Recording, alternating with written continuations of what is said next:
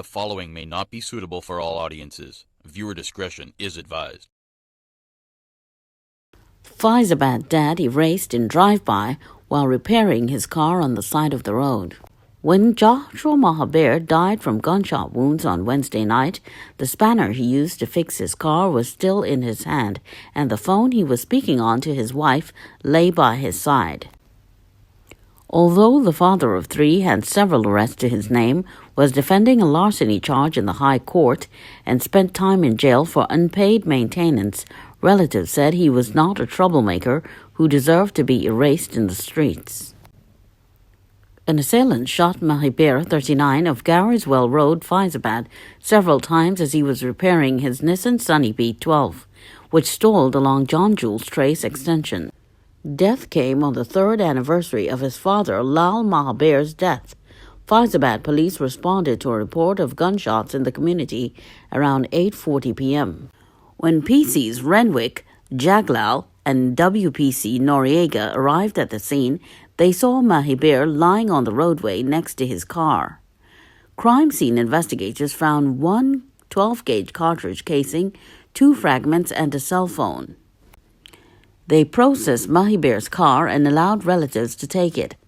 At his relative's home yesterday, his brother Anand Mahabir explained that he went to pick up someone before work at JMZ Logistics, where he was a supervisor. While driving along John Jules Trace Extension, an engine belt snapped. Mahabir hopped a ride to work and returned with a mechanic to repair the car in the evening. Residents along John Jules Trace Extension reported that a car drove by Mahabir and turned around. As the car drove past Mahabir, an assailant opened fire on him. Bullets damaged the back windscreen of Mahabir's car and struck a nearby house. The homeowner said she and her family were upstairs when they heard the shots and a car speeding off. "I was scared. I heard a car speeding up the road, and when we heard people start to talk, we looked out. It is not good. It will never feel good, and there is nothing like safe, because you do not even know who wants to take you out," a 71-year-old resident said. While police speculated that the homicide could be drug-related, Mahabir's sister, Sherian Jaram, said he never dealt with illegal drugs. He only smoked marijuana, she said. He was a person always working. If he was not home, he was in his garden, Jaram said. Mahabir's 13-year-old daughter had just written the secondary entrance examination. He looked forward to knowing what school she would attend in September. Mahabir was also working to uplift his family life. He stayed in a makeshift home made up of a disposable toilet and an oil-field doghouse as he worked on building a house for his wife and children. He already had blocks and steel beams in his yard and planned to continue his work this weekend. Anand believes it was a case of mistaken identity, as they both worked together. When they worked on Wednesday, he said Mahabir was in a jolly mood and would have told him if anything bothered him. Anand also said the family also took issue with some of Mahabir's friends and warned him to stay away. Shivanand was a man of a lot of words. You and he would fall out now, and he would still talk to you. He would laugh with you. He would cry with you. You could tell him the world of things, and he would still laugh with you. He had no malice in his heart, so for somebody to rob him of his life like this is very unfair. Mahabir's 14-year-old son and 13-year-old daughter both know of his death, but his 3-year-old boy is still waiting to see his father driving by with a company truck and blowing its horn.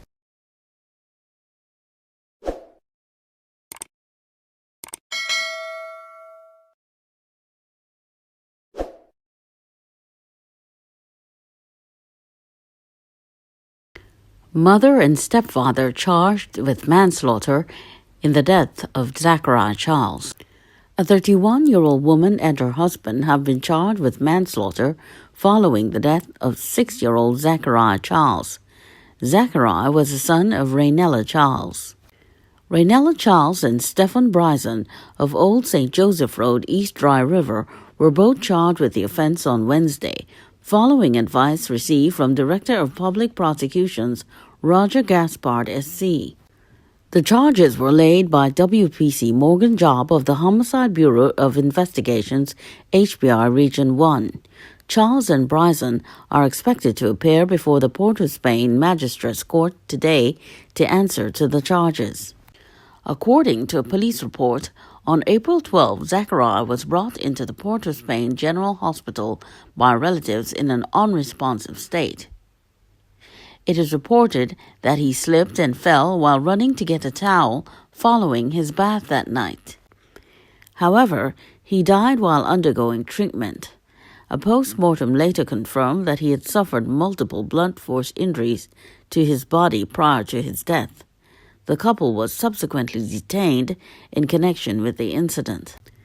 The investigation was supervised by Inspectors Lynch and Jones and Legal Officer Inspector Mongrou of the HBR Region 1 with assistance from officers of the Port of Spain Division.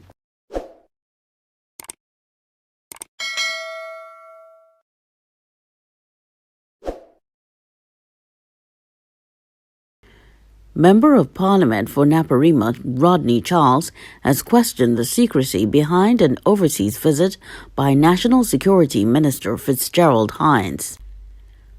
On Tuesday, the Ministry of National Security issued a press release which stated that Hines will be overseas on official business for the period April 19 to 21, and during his absence, Energy Minister Stuart Young will act as National Security Minister.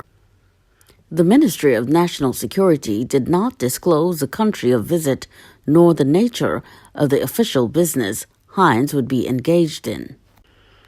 Stating in a media release on Thursday that the days of secrecy, evasiveness, obfuscation, ambiguity, and old talk are over, Charles noted that what is of interest is the fact that yesterday, an urgent question submitted by the UNC to Parliament concerning the reason for Hines' official visit was not approved, nor was a motion for adjournment of the House to debate the prevailing scourge of crime.